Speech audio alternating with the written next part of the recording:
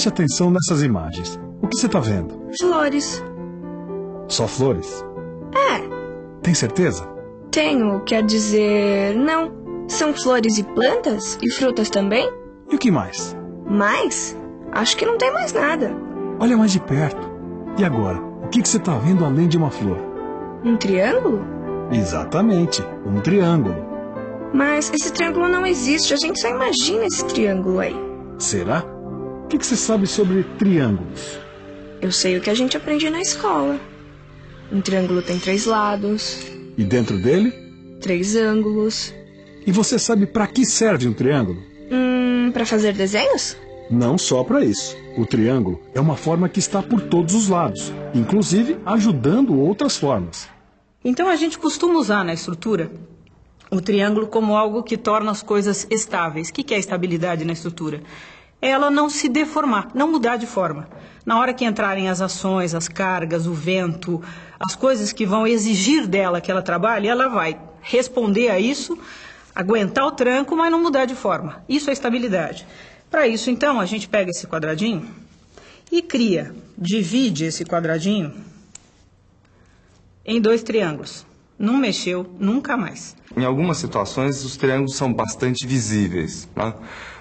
Numa estrutura de telhado, por exemplo, né, o que a gente chama de tesoura, né, ou chama de treliça, os triângulos estão bem aparentes. Por exemplo, fazer um portão parar. Né? A gente conhece aquele portão que tem aquelas longarinas, né, as ripas todas em pé, 2 na horizontal, e aí vem o sujeito e coloca uma terceira na diagonal, formando 2 triângulos que consiste justamente em desenhar essa estrutura, um caminho melhor para essas forças na estrutura do portão. Eu nunca tinha reparado nisso. A gente usa formas geométricas para construir um monte de coisas. Pois é, e a natureza também faz a mesma coisa. Isso é que eu acho difícil de entender. Se o triângulo é a forma mais estável, por que a natureza fez a gente com 2 pernas em vez de 3? Essa é uma boa pergunta. Será que também não existe um triângulo no nosso corpo, assim como em outras formas da natureza? O triângulo é uma estrutura sólida, mas a estrutura mais estável que existe. E por ser uma estrutura estável, na hora que um ser vivo vai buscar uma estrutura de apoio para se desenvolver, ele vai procurar uma forma estável. Como a forma estável é a triangular, a nossa coluna vertebral, apesar da medula em si ter um formato mais pentâmero, né, um formato de um pentâmero, ela tem na base um formato triangular. Por quê? A gente tem 2 espículas laterais e uma espícula central, dando uma estrutura de apoio triangular. O triângulo não é a única forma geométrica que a gente encontra na natureza. Veja as flores. Além das formas triangulares, elas podem lembrar um quadrado ou um pentágono. Caramba! Eu nunca pensei que o mundo pudesse ser tão geométrico. Pois é. Mesmo nas formas de vida mais complexas, a gente pode descobrir, escondidas, as formas geométricas. Mesmo num bicho esquisito como esse aí? Não sei, não. Veja como a gente pode criar formas geométricas bem complexas a partir das formas mais simples.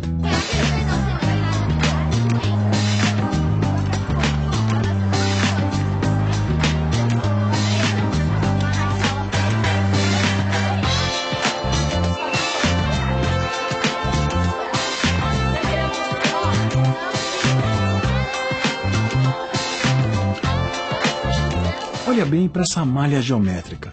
Ela não lembra alguma coisa que você já viu antes? Acho que sim. Puxa, quem foi que teve a ideia de procurar as formas geométricas na natureza? Bem, muitas pessoas pensaram nesse assunto. E, na verdade, a ideia vem de muitos séculos atrás. Os gregos antigos já se preocupavam com a geometria. Entre eles, o filósofo Platão. Você já ouviu falar dos sólidos platônicos? Eu só ouvi falar de amor platônico. Bem, você sabe o que é um cubo, não sabe? Sei, isso aí é um cubo. Pois o cubo é um sólido platônico. Por quê? Porque ele tem todas as faces iguais. Veja bem, todos os lados do cubo são quadrados idênticos e virando para qualquer posição, ele sempre mantém o mesmo aspecto. O tetraedro. Nesse sólido, todas as faces são triângulos idênticos. Outro sólido platônico é o octaedro. Veja que, novamente, temos um sólido cujas faces são triângulos idênticos. Legal. Quais são os outros? Outro sólido platônico é o dodecaedro. Repare nas faces desse sólido. Elas têm a forma do pentágono. E, finalmente, nós temos o icosaedro. Que nome engraçado. E o curioso é que, novamente, nós temos triângulos idênticos nas faces. 20 triângulos iguais. Os sólidos platônicos são esses aí. O tetraedro, o cubo, o octaedro, o dodecaedro e o icosaedro. Agora presta atenção. As faces do tetraedro são triângulos. As faces do cubo são quadrados. E como a gente já viu antes, as faces do dodecaedro são pentágonos. Isso mesmo. Triângulo 3, quadrado 4, pentágono 5. 3, 4 e 5.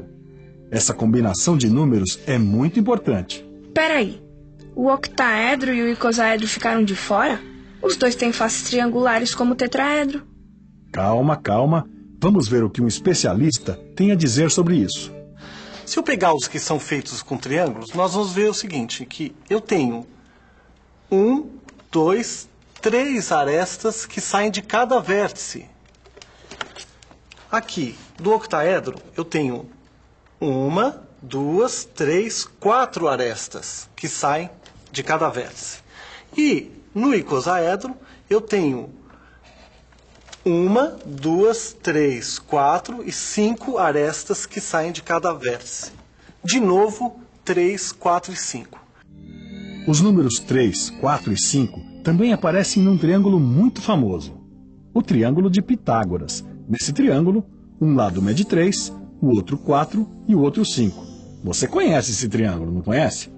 Conheço. É o triângulo daquela fórmula chata que a gente tem que decorar. A soma dos quadrados dos catetos é igual ao quadrado da hipotenusa. Ah, você acha isso chato porque ninguém mostrou que existe uma relação entre a forma e a fórmula. Como assim? O Pitágoras resolveu dividir os lados desse tipo de triângulo em partes iguais. E ficou assim: 3 partes num lado, 4 partes no outro e 5 partes no lado maior. Aí ele fez o seguinte: desenhou um quadrado a partir de cada um dos lados do triângulo. Depois, o Pitágoras quadriculou os 2 quadrados dos lados menores, os tais dos catetos. Esses quadradinhos aí são todos iguais. Os azuis e os vermelhos têm o mesmo tamanho. Observe agora o que acontece. Viu só? Os quadradinhos no quadrado da hipotenusa são os mesmos quadradinhos dos quadrados dos catetos. E é isso que quer dizer a fórmula. A soma dos quadrados dos catetos é igual ao quadrado da hipotenusa. Genial! E essa fórmula vale para todos os triângulos retângulos. Puxa, agora eu sempre vou olhar para o mundo com outros olhos. Nunca pensei que a geometria pudesse ser tão legal. Eu sabia que você ia dizer isso.